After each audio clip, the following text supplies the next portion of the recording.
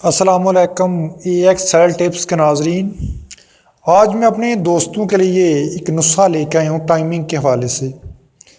आप इसको बनाएं, खाएं और फिर अपने जो अज़ू है उसको देखेंगे। जो काले हबशी हैं अफ्रीका के, उनके पास ये नुस्खे जो आते हैं और उनकी जो किताबें हैं उनसे मैंने निकाल के बड़ी मेहनत के साथ बनाया। आपके साथ बड़े प्यार के साथ मैंने, जो भाई कहते हैं कि अज़ू उनकी तरह होना चाहिए जो काले हबशी हैं अफ्रीका के। अब पाकिस्तानी, इंडियन या बंगाली हैं तो आप भी इंशाल्लाह अपने अज़ू देखेंगे, आपको यकीन आएगा।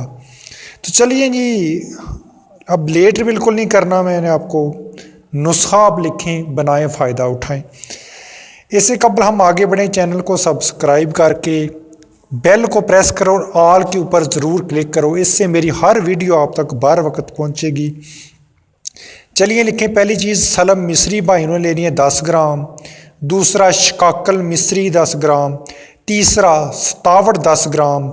चौथा, असगंध नगूरी जो है वो भी 10 ग्राम आपने लेनी है। पाँचवीं, ताल मकाना 10 ग्राम। छठी चीज़, बीज बंद 10 ग्राम।